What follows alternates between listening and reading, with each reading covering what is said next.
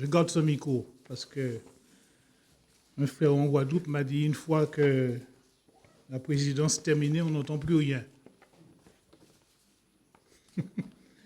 Donc, malgré ces deux-là, je garde celui-là. Ça vous dérange? C'est pareil. Bien, bonjour à chacun de vous. Si je vous demandais de définir la foi, vous me diriez? Pardon? Une démonstration de quoi? De karaté? Oui, on peut faire du karaté avec l'ennemi, hein, parce qu'il est déjà vaincu. Hébreux 11, verset 1. Sans se concerter, Patricia l'a lu. Mais il dit quoi? Une ferme assurance, une démonstration, une garantie des choses qu'on ne voit pas. C'est pour ça que nous sommes là ce matin. On n'a pas vu, mais on a cru.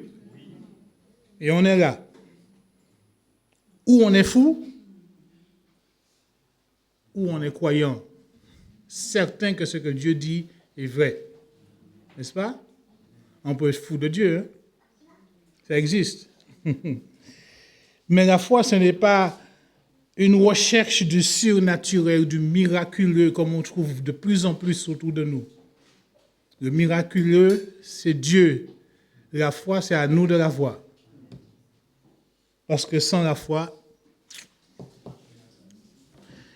ce n'est pas cette recherche désespérée, mais c'est plus une relation confiante à Dieu ou en Dieu par l'intermédiaire de Jésus-Christ. Et sans Jésus-Christ, il n'y a rien. Vous êtes d'accord? Par la foi, par ailleurs, la Bible dit, sans la foi, il est impossible de plaire à Dieu. Mais comment je le sais si je ne l'ai pas lu? Donc, toute la parole de Dieu est doctrine. Toute écriture est inspirée de Dieu. Et la foi est cet ensemble de doctrines bibliques. Et ce qu'on entend vient de Dieu. Et c'est la parole qui le dit dans Romains chapitre 10, verset 17. La foi, c'est aussi une certitude du cœur. C'est plus une connaissance intellectuelle. C'est quelque chose qui se passe ici. Et Dieu dit, mon fils, ma fille, donne-moi ton cœur. Il ne dit pas, donne-moi ton cerveau. Parfois, on se demande s'ils ont un cerveau quand on les voit vivre, quand on les voit fonctionner. Mais donne-moi ton cœur. Et la foi, c'est cette certitude du cœur au sujet de Dieu, de ses paroles, de ses promesses. On dit, j'ai la certitude, je suis convaincu et personne ne va enlever ça. Et Dieu dit, crois seulement et tu verras. Crois seulement et tu verras. L'auteur de l'Épître aux Hébreux, que je vous invite à trouver, nous dessine une galerie, je dirais, des héros de la foi. En grec, le mot traduit par foi contient la notion de solidité. Donc, une galerie d'hommes et de femmes solides, comme on en trouve dans nos assemblées aujourd'hui, n'est-ce pas? Il n'y en a pas. Ah, il y a des femmes et des hommes solides hein, dans la foi. Et c'est grâce à eux que nous sommes là. Parce qu'ils ont enduré la persécution auparavant pour que nous ayons une communauté, nous ayons une église locale. D'accord? Et nous allons combattre pour que nos enfants aient quelque chose de solide. Amen, quand on dit Amen, ça veut dire quoi? Hein? Ainsi soit-il, c'est du solide. Et Jésus disait en vérité, je vous le dis, c'est vrai, c'est du solide. C'est comme un pieu planté dans le sol. Et personne ne peut l'ébranler parce que c'est Dieu qui l'a planté. C'est du vrai, c'est du solide et tu peux bâtir dessus. Aujourd'hui, on dit oui, j'ai confiance en lui. J'ai confiance en elle. Pourquoi? Parce que je sais que sa parole est oui. N'est-ce pas? C'est comme quelqu'un en qui on peut s'appuyer de toutes ses forces. Parce qu'on sait qu'il est fidèle et parce qu'on n'a jamais trouvé de faille chez cette personne-là. Mais parce que les temps sont difficiles, les temps que nous vivons sont difficiles. Pas seulement quand nous regardons les actualités, hein. Mais nous avons l'impression qu'on nous prend pour des pigeons. Non? Vous n'avez pas le sentiment là? Au gouvernement, on prend les mêmes, on continue avec. On change de chemise, mais c'est les mêmes. On est averti, hein? Mais notre regard doit être porté sur Jésus-Christ. Alors, sur qui s'appuyer? Sur quoi s'appuyer? Ou une autre question, sommes-nous prêts par la foi aujourd'hui à refuser? Dire non. Est-ce que la foi dit non? Il reste dit non. Est-ce que la foi dit non? Est-ce que la foi doit refuser? Allô, vous ne savez pas? Pourtant, je vous propose de lire verset 23, chapitre 11.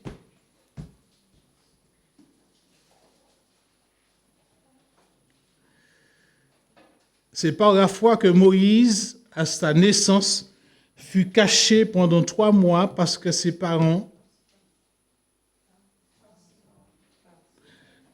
Il fut caché pendant 3 mois par ses parents, car ils virent que l'enfant était beau et ils ne craignirent pas l'édit du roi.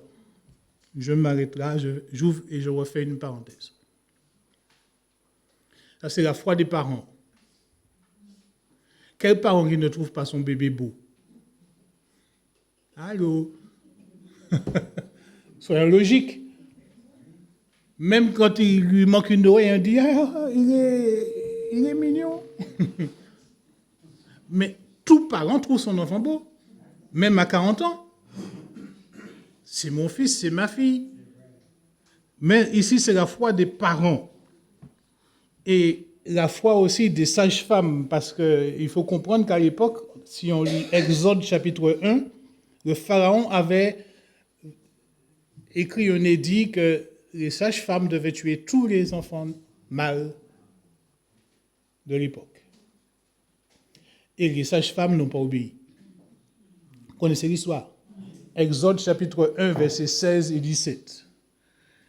Parce qu'elles ont plus craint Dieu que le roi.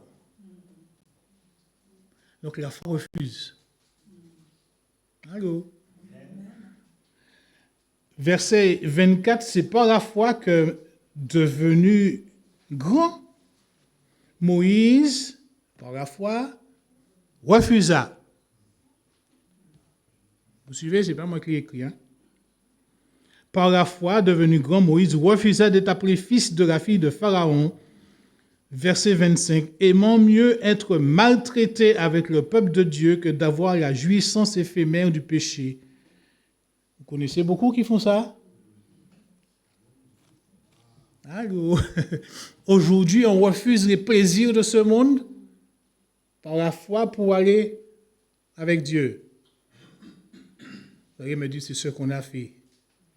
Mais après combien d'efforts, combien de tentatives de la part de Dieu et des parents, des jeunes, des prières, des luttes, des souffrances. Mais Moïse, il comprend qu'il faut qu'il fasse un choix. Et nous devons toute notre vie faire un choix. Il estimait, verset 26, en effet, que l'opprobre du Christ était plus grande richesse que les trésors de l'Égypte, car il regardait plus loin vers la récompense. C'est par la foi qu'il quitta l'Égypte sans craindre la fureur du roi, donc il refusa encore, car il tint ferme comme voyant celui qui est invisible. C'est par la foi que Moïse fit la Pâque et l'aspersion du sang, afin que l'exterminateur ne touche pas au premier-né des Israélites. C'est par la foi qu'ils traversèrent la mer Rouge comme une terre sèche, tandis que les Égyptiens qui en firent la tentation furent engloutis. Il aurait pu dire, bon, c'est fini, hein. La mer devant, les Égyptiens derrière, capitulons. Mais il refusa de capituler par la foi. Et dans notre vie, nous aurons toujours à capituler ou à refuser. S'il faut choisir, on fait quoi? On capitule? Il y a des choix difficiles. Mais, pardon. Dans notre texte, Moïse, recueilli par la fille du Pharaon, je ne vous raconte pas l'histoire, vous connaissez, grandit dans la cour de l'Égypte. Moïse n'a pas connu la pauvreté. Moïse a encore moins connu la misère, contrairement à nous. Et donc Moïse, face à tout ce faste-là, parce que c'était des bœufs, des moutons, tout ce qu'on pouvait tuer le jour, il vivait à la cour du roi et il n'a pas connu la boue de l'esclavage. Mais à un certain moment, il y a un problème d'identité. Il découvre qu'il est hébreu et que sa place, ce n'est pas à la cour du roi.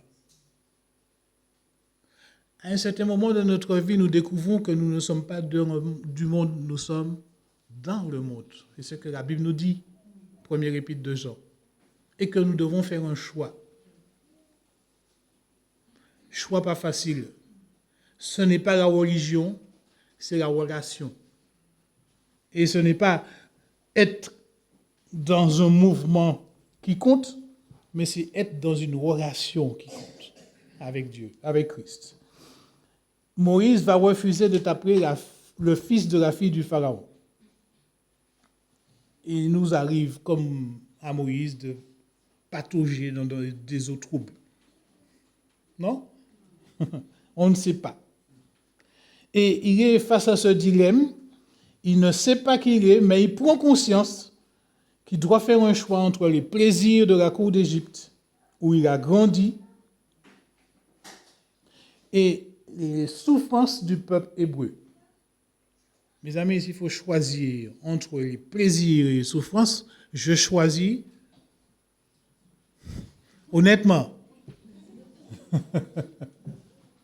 on me promet 20 coups de bâton là, tout de suite, et puis un plat de lasagne, je choisis les lasagnes. Il faut être logique. Qui c'est qui aime les coups ici? Levez bien au ramen. Vous voyez, vous mentez. Et pourtant, Moïse a préféré choisir d'être méprisé avec son propre peuple pour aller plus loin, parce que la Bible dit au verset 26, 27, 26, qu'il a vu plus loin que les souffrances actuelles. La foi, c'est de nous projeter dans le temps. La foi, c'est une démonstration de choses qu'on ne voit pas. Et quand nous regardons notre vie, ou la vie de ceux qui nous ont précédés, notre foi est bien faible. Dieu a toujours mis les hommes devant un choix. Pendant 120 ans, Noé a prêché, prédicateur de la justice. Combien ont été sauvés? 8. Vous imaginez 8 sur toute une populace? On dit, mais fiche qu'ils étaient durs. Et si on était là? On n'avait jamais vu la pluie. Et puis, la vie à l'extérieur était beaucoup meilleure que d'être enfermé sur une montagne dans une arche, à sentir l'odeur des animaux.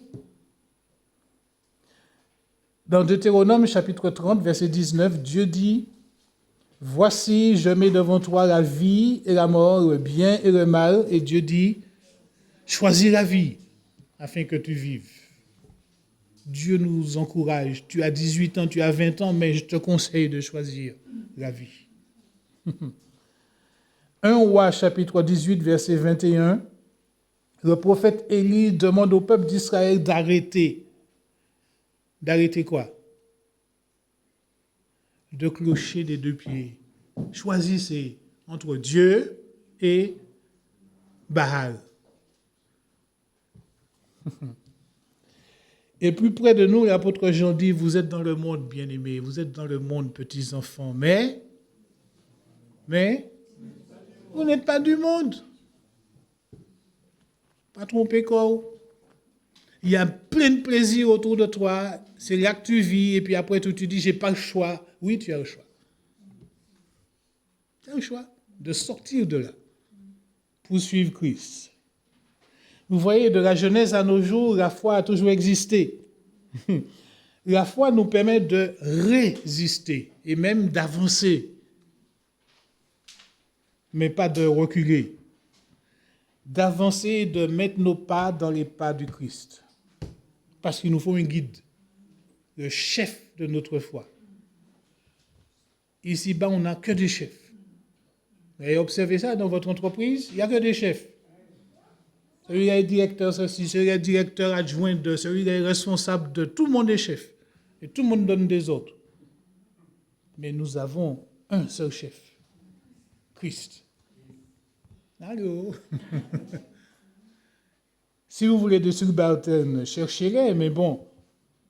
Mais Moïse, en refusant d'être appelé la fille de Pharaon, a signé son arrêt de mort. C'est pas vrai? Ah oui, il était condamné. Et c'est ce qu'on appelle la nouvelle naissance chez nous aujourd'hui. En refusant de suivre Satan, je signe mon arrêt de mort, je suis mort à cette vie-là que je mène pour vivre une nouvelle vie en Christ. La foi refuse. La foi dit non. Et la foi qui ne sait pas dire non, c'est une foi bancale. Parce que tôt ou tard, je vais choisir le côté où je me sens le mieux. Choisir est difficile. Quand il faut choisir un métier, quand il faut choisir un conjoint, quand il faut choisir je ne sais pas quoi, on tergiverse, on pèse le pour et le contre. Et puis il y a des choix, on dit il n'y a pas photo. Hein. Mais attention à ne pas faire le mauvais choix. Le texte dit que Moïse a préféré être maltraité avec le peuple de Dieu. Il a préféré être méprisé plutôt que de baigner dans une jouissance éphémère. Quelque chose qui passe. Et tout ici-bas passe. Vous savez, le péché est attrayant. Hein? Ah, ça attire, ça séduit. Et si on n'est pas ancré, debout en Christ, voilà pourquoi la Bible dit que nous devons être enracinés en Christ. Vous avez essayé d'arracher un arbre planté depuis 10 ans. C'est un tracteur qu'il faut. Hein? Si c'est 10 jours, ça va. Mais 10 ans. Mais la foi doit nous aider à aller plus loin, à être audacieux. Il est difficile parfois de se détacher des jouissances de ce monde. Et il y a la télévision, il y a toute forme de tentation. Et on est vite tombé dans une addiction où on a du mal à s'en sortir, à s'arracher. Parce que ce n'est pas ma faute. On accuse les aînés, on accuse les jeunes. Les jeunes n'ont pas toujours tort, ils ont trouvé ça. N'est-ce pas? Ils ont trouvé ça comme ça, mais il faut condamner les parents. Hein. Il faut d'abord soigner les parents avant de soigner les enfants. Hein. Ah, vous n'êtes peut-être pas d'accord, mais mes amis, ce n'est pas parce que j'ai parlé. Ce n'est pas parce que j'ai remis entre les mains de Dieu au nom de Jésus-Christ que Satan ne va pas le tenter. Hein. Vous savez ça? Il arrive à l'école et on lui propose du gaz hilarant. Oh, c'est comique. Il sniffe. Une petite poudre, c'est rien. Tu vas te sentir bien. Sniff. Et après, il ne peut plus s'en débarrasser. Le péché a un côté attrayant, séduisant. On est devant la télévision, on a du mal à tourner le bouton parce que on prend le portable, on l'ouvre et on glisse. Et on glisse et puis on se rend compte qu'une demi-heure est passée à regarder des bêtises. Ben ouais. Entrez dans un métro, dans un train et puis regardez. Il n'y a plus les journaux à papier. Tout le monde est en train de glisser et puis de rigoler, casse. Je dis, mais c'est fou. Donc, je ne regarde plus celui qui entre, ni celui qui a besoin d'une place, ni celui qui demande une pièce. parce que je glisse. Je suis occupé. Et Dieu nous invite à renoncer, à refuser. Le terme refuser est diversement traduit dans certaines versions, c'est renier. On dit quelqu'un qui a renié quelque chose, c'est grave, hein? Mais il y a pire. C'est rejeter, c'est haïr. Dieu dit, j'ai aimé Jacob, j'ai haï. J'ai aimé moins. Mais Dieu n'est pas l'homme. Quand l'homme dit, je te hais, je ne veux plus te voir. Mais Dieu dit qu'il aime moins Ésaü. Ça ne veut pas dire qu'il a béni Ésaü, tout comme il a béni Israël, comme il a béni Isaac et Jacob. Mais Dieu n'est pas l'homme. Et le texte nous invite à avancer. Pharaon n'a pas compris comment Moïse a pu rejeter toutes ces jouissances-là pour aller dans la boue du péché. Et nos amis non plus n'ont pas compris et ne vont pas comprendre. Parce qu'il faut l'Esprit de Dieu pour nous convaincre de péché, de justice et de jugement, n'est-ce pas?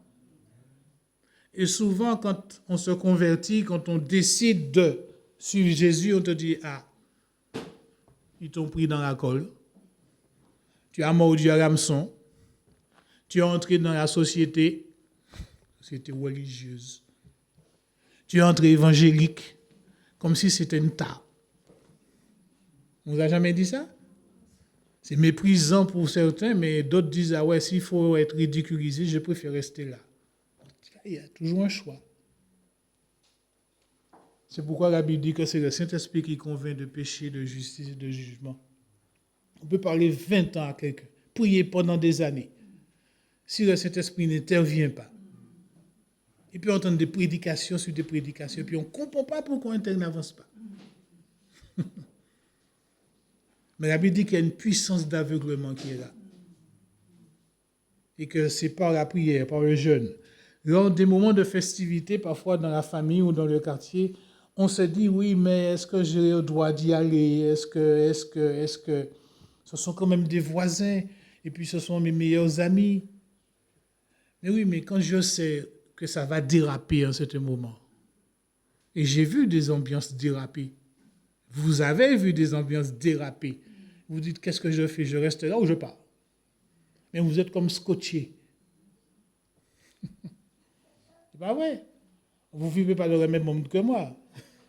On est comme scotché, on a envie de se lever et puis partir. Moi, j'ai vu dans des mariages des gens qui n'étaient pas d'accord et puis se sont levés et puis ils sont partis. Et puis il y a d'autres qui ont dépassé, doublé. C'est comme la traversée de la mer Rouge. Les vieux dépassaient les jeunes.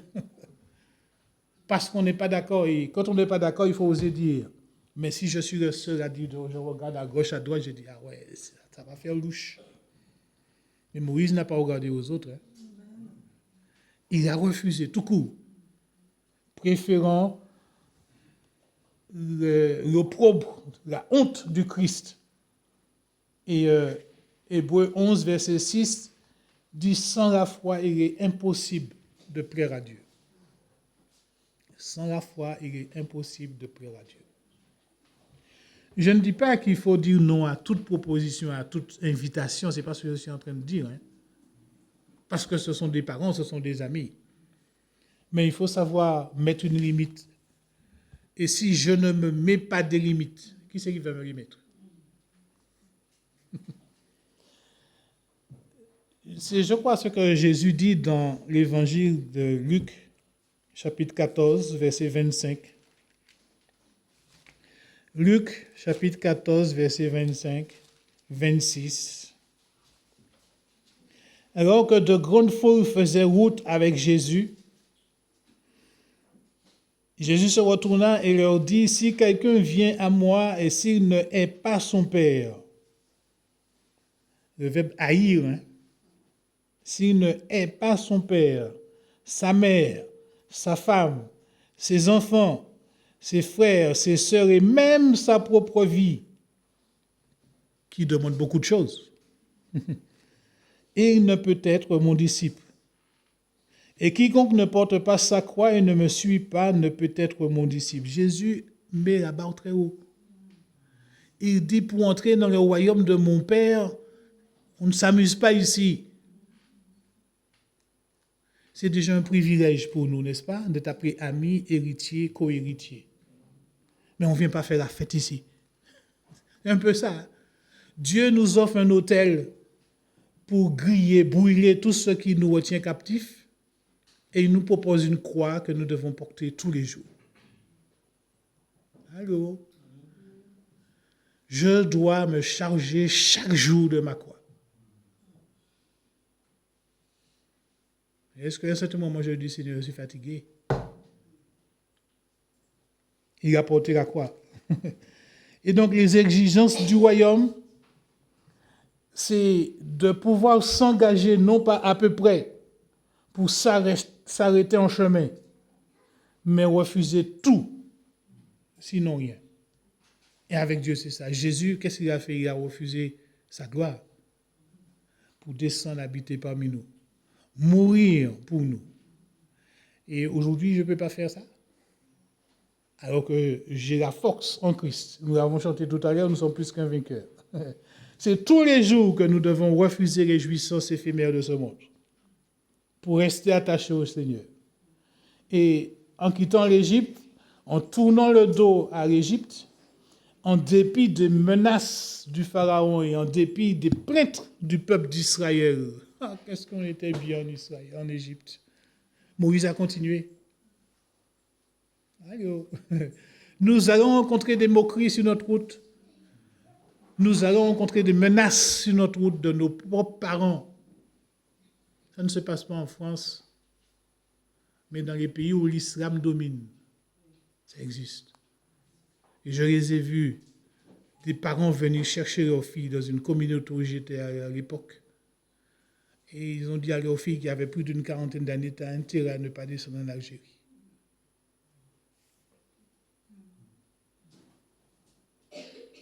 Et donc aujourd'hui, nous avons les Écritures et tout autour de nous d'exemples d'hommes et de femmes qui ont mis la main à la charrue et qui ont regardé en arrière. Oubliant que le royaume de Dieu a des exigences. Comme on dit chez nous vulgairement, on ne fait pas la fête avec Dieu. Ils ont marché un temps avec Dieu, mais ils ont échoué, préférant les jouissances d'ici-bas. Jeunes et vieux, comme moi, nous sommes tentés tous les jours. Vrai ou pas? Nous sommes séduits par toutes sortes de propositions. L'argent. L'argent vient toujours en tête. Comment gagner facilement sa vie dans un temps de crise? Ah, si je pouvais, j'aurais acheté ça, j'aurais voyagé, j'aurais fait ci, j'aurais fait ça. Ah, si je pouvais. Mais avec Dieu, tout est possible, n'est-ce pas? Si le diable n'a pas hésité à tenter, séduire Jésus, ce n'est pas nous qui va laisser de côté. Hein? Et ce n'est pas parce que je dis en utilisant des formules magiques au nom de Jésus, et puis ça, c'est combattre par le jeûne.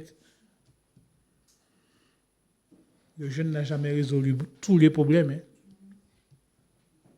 Je ne dis pas ici qu'il ne faut pas jeûner. Si vous avez envie de jeûner, si vous avez envie de prier. Ce n'est pas ce que je suis en train de dire, mais j'ai dit ne croyez pas que votre jeûne, s'il ressemble à une grève de la faim, va casser le bras de Dieu quand Dieu a déjà dit non. Les versets 26 et 27 d'Hébreux disent précisément que Moïse refusa les jouissances éphémères d'ici-bas, préférant l'opprobre, la honte, le déshonneur du Christ, car il tient ferme, solidement, comme voyant ce qui est invisible.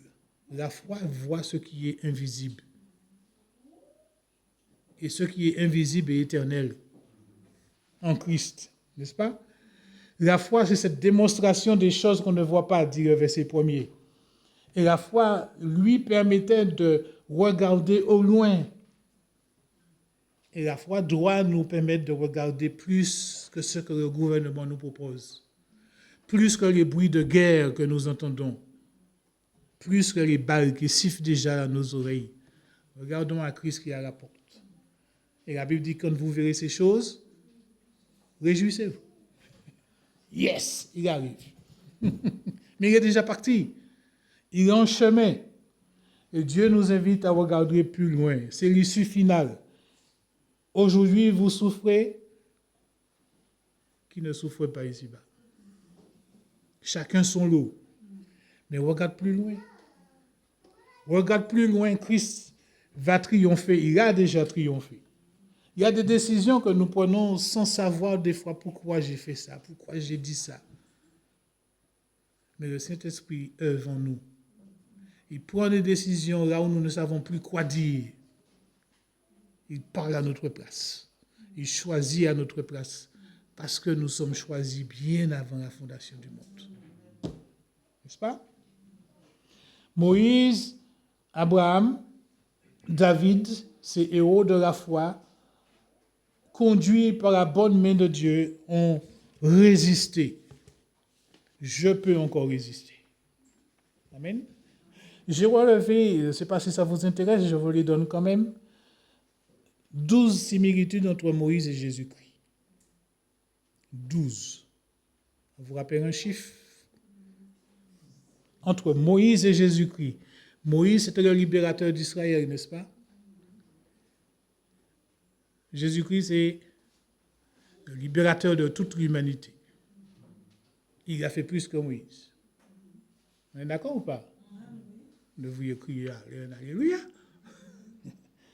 Les deux ont été protégés dans leur enfance. Les deux ont jeûné 40 jours. Vous voyez les textes, si vous connaissez l'Ancien Testament. Les deux ont contrôlé la mer. L'un a traversé la mer, l'un a marché sur la mer. L'un a dit au vent, taisez-vous. Les deux ont nourri une multitude. Les deux ont présenté un visage rayonnant après avoir rencontré Dieu. Souvenez-vous de Jésus sur la montagne de la Transfiguration. Les deux ont supporté les murmures, les plaintes, le rejet. Ils ont été tous les deux rejetés par leurs proches. À un certain moment, ils ont dit à Moïse, et Moïse a échappé à la mort. Hein? Jésus a donné sa vie pour nous, pour son peuple. Jean, chapitre 1er, dit qu'il est venu parmi les siens n'ont pas reçu. Prophète méprisé dans sa patrie. Mais Moïse, si ce n'était pas la main de Dieu, il aurait été lynché, rejeté par le peuple. Les deux ont parlé de la part de Dieu. Les deux ont eu 70 assistants. Vous vous souvenez? Jéthro dit à Moïse, trouve-toi 70 hommes. Et Jésus envoie 70 disciples sur le terrain. Les deux ont institué des cérémonies commémoratives. Il est dit ici dans notre texte de Hébreu que Moïse a institué un peu la Pâque. Le premier à avoir fait, il a mis le sang sur les linteaux pour que l'exterminateur en passant ne puisse pas détruire. Préfiguration de la mort du Christ et de la venue du Christ. Les deux sont apparus après leur mort. Vous vous souvenez? Montagne de la Transfiguration toujours. Qui c'est qui était là? Ils étaient trois. Moïse, Élie et Jésus-Christ. Mais un seul est resté, Jésus-Christ. Un seul est vivant aujourd'hui, Jésus-Christ. Alors s'il y a un choix à faire, bien-aimé, choisissez Jésus-Christ. La Bible dit que, je continue et je conclus, que nous devons rester vigilants. Satan, le diable, n'a pas peur d'une église bien-aimée qui chante. Entendez bien ce que je dis. Satan n'a pas peur d'une église qui chante. Chanter, ce n'est pas toujours louer, adorer. Satan n'a pas peur d'une église qui danse, qui fait du bruit. Aujourd'hui, on a des danses prophétiques un peu partout. Satan a peur d'une église repentante. Une église où les fidèles sont repentis, nés de nouveau. Satan a peur d'une église où, s'il y a repentance, il y a conversion aussi. On voit différemment, on regarde dans une autre direction, Christ. Satan a peur de cette église-là. Mais Satan n'a pas peur de gens qui viennent tous les dimanches à la messe et qui sont habités par l'émotion. La foi émotionnelle ne dérange pas Satan.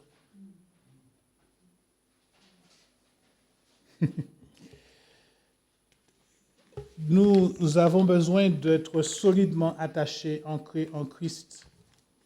Et l'ennemi va reculer devant, et il doit reculer devant une église debout en Christ. Pas debout dans la tradition. Là où il n'y a pas la foi, il n'y a pas de repentance. Là où il n'y a pas de repentance, il n'y a pas de conversion. La foi doit renier, la foi doit refuser, la foi doit rejeter la séduction actuelle sous toutes ses formes, parce que notre vraie richesse est éternelle, plus que nous le pensions. Certains ont dit oui, mais depuis le temps qu'on attend, on ne voit rien venir. Attends toujours. La bénédiction ne tardera pas. Moïse avait compris cela. Il fut le premier à annoncer la mort du Christ en quelque part, en mettant le sang sur les linteaux. Et sans effusion de sang, continuez, point de pardon. Aujourd'hui, la mort du Christ nous rappelle notre existence ici-bas. Il n'est pas mort en vain. Et si je n'ai pas compris ça, alors je peux parader un peu partout ici-bas. La question est, est-ce que tu t'es lavé dans le sang du Christ? Je conclus avec ce texte de Philippiens. Et écoutez ce que l'apôtre Paul, qui était un persécuteur des chrétiens, persécuteur de l'Église, écrit dans chapitre 3, Philippiens chapitre 3. Et je termine avec, à partir du verset 17. L'apôtre Paul dit, « Soyez mes imitateurs, frères. Portez... » Pardon 17. J'ai écrit 7 Pardon. 17 jusqu'à... c'est 7, pardon. J'ai 7 sous les yeux.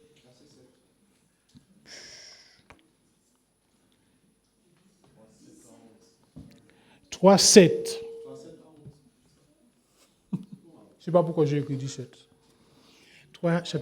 Chapitre 3, verset 7. Mais ce qui était pour moi un gain, je l'ai considéré comme une perte à cause du Christ. Vous voyez ce que Moïse disait?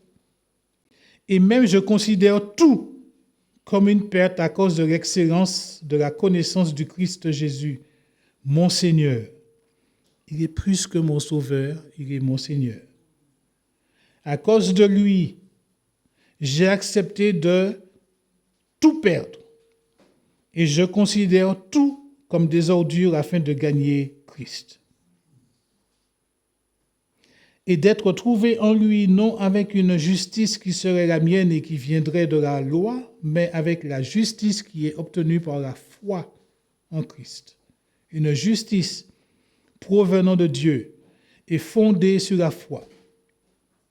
Mon but est de reconnaître, lui, ainsi que la puissance de sa résurrection et la communion de ses souffrances, en devenant conforme à lui dans sa mort pour parvenir, si possible, à la résurrection d'entre les morts.